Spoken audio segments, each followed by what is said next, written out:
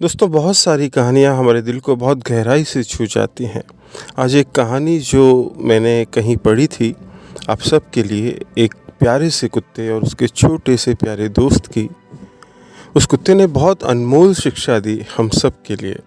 तो आइए शुरू करते हैं। ये कहानी एक वेटरनरियन की है, एक पशु चिकित्सक की।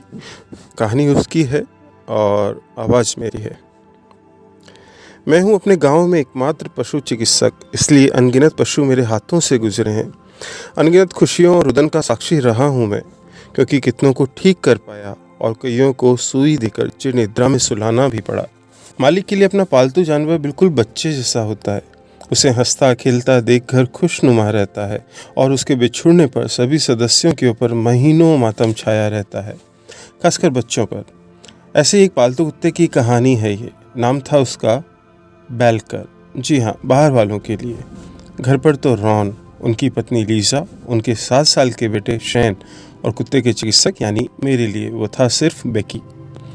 शैन के जन्म के पहले से ही बेकी उस घर का सदस्य था और चिकित्सक के नाते मैं भी मिलनसार रॉन परिवार से घुल मिल गया था। और इसीलिए बालक शैन की पहली किलकारी, पहली रूट, पहले बोल, पहले पहल चलना, दौड़ना, विद्यालय जाना, सभी का साक्षी रहा था बेकी।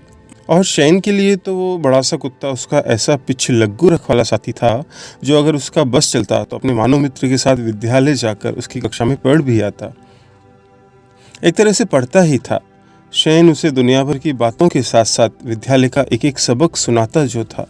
वो सुनने वाला भी लगता था कि गुटरगु बैठा बैठा सब कुछ अपनी बड़ी भूरी आंखों से पिए जा रहा हो।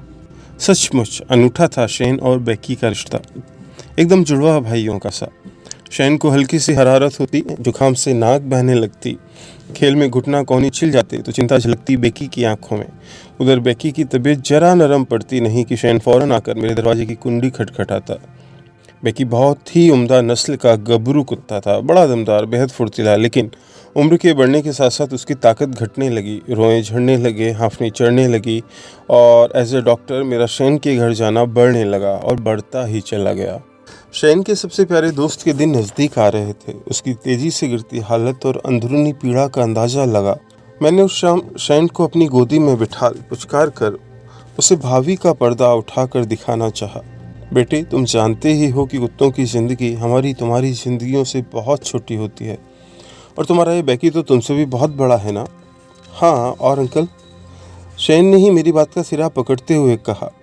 ये ना मेरे साथ अब दौड़ सकता है, ना कूद सकता है, ना लुका छिपी खेल सकता है, और ना मेरी उछाली गेंद को मुंह में दबोच ही सकता है। आपका यहाँ इसके लिए रोज़ रोज़ आना ही ये दिखलाता है कि मेरा बेकी अब कुछ ही रोज़ का मेहमान है, या फिर उतना भी नहीं। शैन की आंखें डबडबाने लगीं। मेरी गोदी से उतर वो ज़मीन पर एकदम से निढाल पड़े बेकी से जा सटा। 7 साल के बच्चे को इतना सब पता है, फिर भी वो फूट फूट कर नहीं रो रहा। उल्टा वो मुझे ही समझाने लगा। डॉक्टर अंकल, अगर मेरे बेकी को कोई ऐसी जानलेवा बीमारी है जिसमें वो तड़प तड़प कर दम तोड़ेगा, तो मैं चाहता हूँ कि आप उसे सुई दे दें। मेरी आंखें फटी की फटी, मुंह खुला का खुला रह गया। जिस बात का जिक्र घर के सदस्यों से चिकित्सक भी करने से अंतिम समय तक कतराते हैं, उसे 7 साल का ये बच्चा जिसकी जान अपने कुत्ते में ही बसती है, ऐसी सरलता से मुझे समझा गया। मैंने शैन के माता पिता की ओर नज़र घुमाई। वे भी सकते में थे। मैंने शैन को गौर से देखा। पहली बार किसी इतने छोटे बच्चे के मुंह से मैं ऐसी बातें सुन रहा था। ऐसे मामलों में तो माता पिता को दुख से टूटते अपने बच्चों को कलेजे से लगा लगा कर कई कई दिनों तक ढाढ़स बंधाना पड़ता है, लेकिन शैन के हृदय की गहराई उसकी बेबाक नज़रों में उतर आई थी। मेरी आंखों में आंखें डाल वो बोला, जानता हूँ कि अपनी गोद में बिठाकर आप मुझे यही समझाना चाहते थे। बस डॉक्टर अंकल, मैं इतना ही चाहता हूँ कि जब आप मेरे बेकी को भगवान के पास भेज रहे हों तो उसका सर मेरी गोदी में हो। कमरे में सुई पटक सन्नाटा उतर आया। उम्र में घर का सबसे छोटा सदस्य वयस्कों का वयस्क बन हमारे सामने खड़ा था। माँ ने बच्चे को बाहों में भर लिया, पिता ने उसका ललाट चूम लिया। मैंने बच्चे को कृतज्ञता भरी निगाहों से देखा। जो बात मेरे गले में गिल्टी बनकर अटकी हुई थी, उसे ये नन्हा कितनी आसानी से समझ गया, दो टूक कह गया। बेटे, बेकी की हालत सचमुच गंभीर है। तो अंकल, आज रात में भगवान जी से प्रार्थना करता रहूंगा कि कल सवेरे बेकी को मेरी गोद से समेटकर अपनी गोद में सहेज लें। उसी सन्नाटे से कमरा फिर घिर गया। हम चारों बेकी को घेर कर बैठ कर चुपचाप प्रार्थना करते रहे। शयन के साथ जैसे जैसे प्रार्थना में गहरे उतरते गए, कमरे का भारीपन, हमारे हृदयों पर ठहरा दुख का बोझ सरकने लगा। आंखें खुली तो हम सबके अंदर एक नई स्फूर्ति थी, नया साहस था। दुख को दुख के नजरिए से न देखने की शक्ति थी। ये सब था उस नन्हे बच्चे की बदौलत, जिसकी आंखों में प्रार्थना के बाद ऐसी चमक बस गई थी। चेहरा ऐसा दमक रहा था मानो उसने मृत्यु की गुत्थी सुलझा ली हो। भरे दिल से मैं उस शाम शयन के घर आया था और भरे ही दिल से वापस लौट रहा था, लेकिन जमीन आसमान के फर्क के साथ। अगली सुबह मैं निश्चित समय पर शयन के घर पहुंच गया। घर का वातावरण गंभीर था। पिछली शाम की ही तरह हम चारों बेकी के पास जमीन पर बैठ गए। शयन ने होले से उसका सिर अपनी गोद में रखा। माता पिता ने प्यार से बेकी के सिर पर हाथ फेरा और बेकी ने धीरे धीरे अपनी आंखें खोलकर उन तीनों को ऐसी ममतामयी मुस्कुराती दृष्टि से देखा कि कमरे की दीवारें भी मौन बन गईं। गंभीरता मुक्त प्रार्थनाओं से गिरे बेकी ने अपनी अंतिम सांस शयन की गोद में भरी। बांध टूटे बिना चुपचाप आंसू बहे। 7 साल के बच्चे की गरिमा सारे घर पर छाई हुई थी। सच, मैंने ऐसा पहले कभी नहीं देखा। बालक शयन को मैंने उसके जन्म से देखा जाना सामान्य चुलबुला बच्चा ही माना, लेकिन उसके इस व्यवहार ने तो हम सबको चौंका दिया। बेकी के देहावसान के अगले ही दिन से वो अपनी सामान्य दिनचर्या में रम गया, जबकि रॉन और लीजा को संभलने में वक्त लग रहा था। मैं रोज सुबह शाम उनके घर जाता और चकित रह जाता। हम तीनों शयन के ऐसे व्यवहार पर हैरान परेशान भी थे कि जिस दोस्त के साथ उसका पल पल गुजरता था, उसको वह पल भर में भुला बैठा क्या। घबराहट हम तीनों को इस बात की भी हो रही थी कि 7 साल के इस दार्शनिक ने कहीं जबरदस्ती अपने पर झूठी खुशी का ये लबादा तो नहीं लाद लिया। मैं रॉन से कहता, भाई बड़े तो ऐसा करते हैं, लेकिन बच्चे। उसी बच्चे ने हफ्ते भर बाद हमें यह कहकर और चौंका दिया, जानते हैं मम्मा पापा अंकल, बेकी ने मुझे छोड़ा कहाँ है, वो तो पहले ही की तरह मेरे साथ रहता है। हे भगवान, मैं सिर पकड़ कर बैठ गया। पशु चिकित्सा के साथ साथ मैंने बाल मनोविज्ञान भी पढ़ा था। कच्ची उम्र में इस बच्चे ने अपने चारों तरफ एक ऐसा माया जाल रच लिया है कि इसके लिए बड़ा खतरनाक हो सकता है। मैंने जोर दे देकर कहा, नहीं नहीं शयन बेटे, तुम अच्छी तरह जानते हो कि बेकी भगवान जी के पास चला गया है। उसे इस तरह अब अपने साथ घूमते खेलते मत देखो। शयन खिलखिला उठा, अरे डॉक्टर अंकल, आप जैसा सोच रहे हैं वैसा थोड़े ही है। मैं जानता हूँ अब वो मेरी तरह इस दुनिया में नहीं है।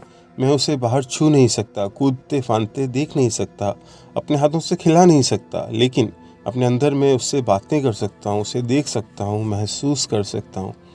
और वो वहाँ बहुत खुश है, क्योंकि भगवान जी उसे लेके मेरे अंदर ही तो बैठे हैं। न केवल मैं, रॉन और लीजा, बल्कि उस घर का कोना कोना शयन के सामने निरुत्तर बोराया सा रह गया। रॉन और लीजा के घर सचमुच एक नन्हा फरिश्ता पल रहा था। बेकी की दुनिया छोड़ने के ठीक महीने भर बाद उस शाम उसने हमसे जो कहा वो मानव नहीं, देववाणी थी। आप लोगों को पता है कि बेकी इस धरती से इतना जल्दी क्यों चला गया?